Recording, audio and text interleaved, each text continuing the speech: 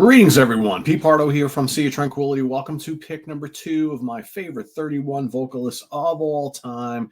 We've been counting down all month. We're nearing the end. I don't think my number 1 and my number 2 will be much of a surprise. I don't think yesterday was much of a surprise to anybody. If you guys have been following the channel, following me and all I've been spewing over the years, you kind of know what some of my favorites are with some of this stuff, right? Especially when you get down to the top ones, the top 3, the top 5, that sort of thing. Well, today, for pick number 2, he's a guy that's no longer with us. He's a guy I probably think about every day and miss every day. And his vocals, the albums he's performed on, mean a hell of a lot to me in my life. As a music fan, let's bring to the stage pick number 2, my second favorite singer of all time. You know it, Mr. Ronnie James Dio, my fellow New Yorker. The late, great Ronnie James Dio, of course, former singer of Elf and Rainbow and Black Sabbath and the Dio Band, of course, right? Just so many legendary albums that he has appeared on over the years. Everybody has their favorites, right? I've got mine for sure. And this is a guy that just created music for the fans.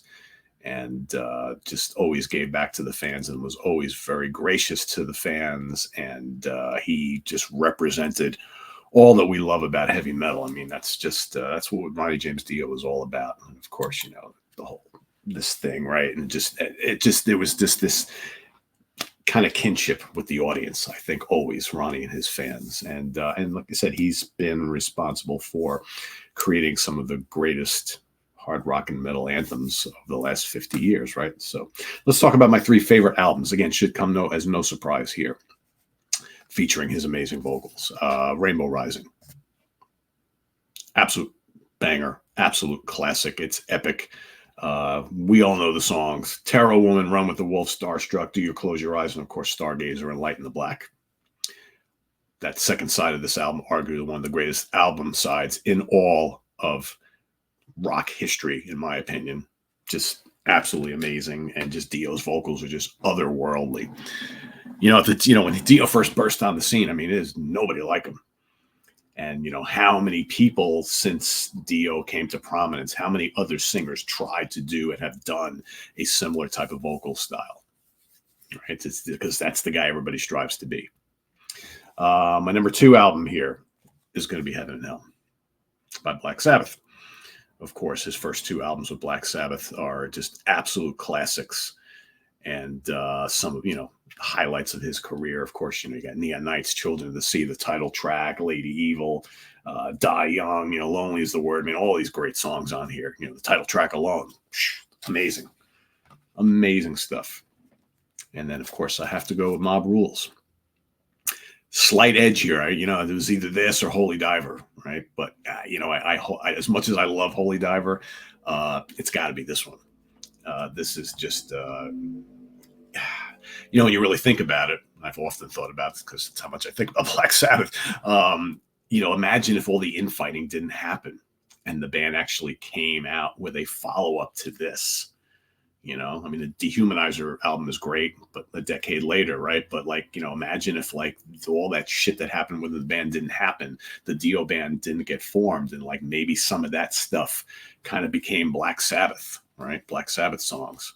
I mean, they had so much momentum going on here with these 2 albums, right? It's just when you look back on it, it's just kind of painful of what could have been, right? And maybe everything happens for a reason, right? Because we got Holy Diver, we got Born Again, right? I love both of those albums. So, maybe it happens for a reason. But it's just interesting to think about what could have been had this band just kind of stayed together, just kept on keeping on, right? So, yeah, stuff on here, Turn Up the Night and Voodoo, and the title track is just immense. Falling Off the Edge of the World, Sign of the Southern Cross. I mean, everything on here. Voodoo, I already mentioned Voodoo, Over and Over, Slipping Away, Country Girl, for crying out loud. Just a heavy, heavy album with a great Mark Birch production, and just Dio's vocals are so awesome, menacing. I saw him on this tour. It's unforgettable show for me in my, concert going life. And a fairly early one too. I mean, I had only seen maybe when I saw the Mob Rules tour, I think I'd only seen maybe a half a dozen shows before then, something like that, maybe a little bit more. So it was pretty early on to see something like that. And I remember, it was my first time seeing Black Sabbath, and I just blown away. I was such a fan, such a young kid at the time. But yeah, so those are my 3 albums. As far as my favorite vocal performance of all time, again, should be no surprise to anybody. This is a song that every time I hear it, it gets me on an emotional level. I love the song, but more than just the song itself, Ronnie's vocal performance just absolutely just kills me. It's just so good. Sends chills up and down my spine. It just makes me emotional. And I just love it. To me, it's possibly the greatest vocal performance of all time of any singer, possibly. And that is Stargazer from Rainbow Rising.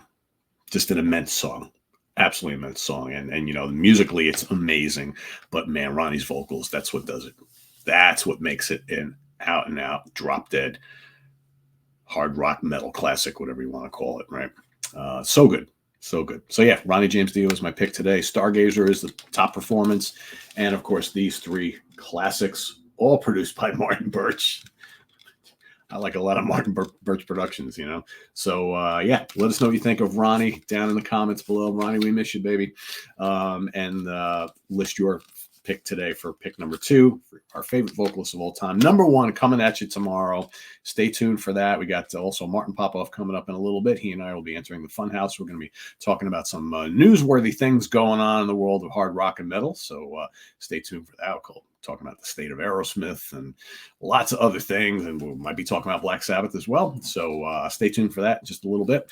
And we've got the Professor's Picks coming up this afternoon. We've got Jamie Laszlo and the Review Crew tomorrow. And then, of course, on Sunday is Ranking the Albums Day. I will be ranking the albums of an awesome band, Corrosion of Conformity.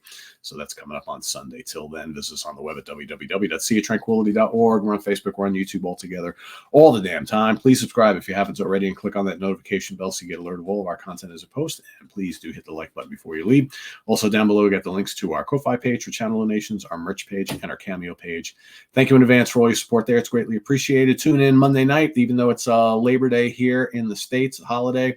The Hudson Valley Squares and myself got together a couple days ago to record our episode for you Monday night. It's going to be a fun one.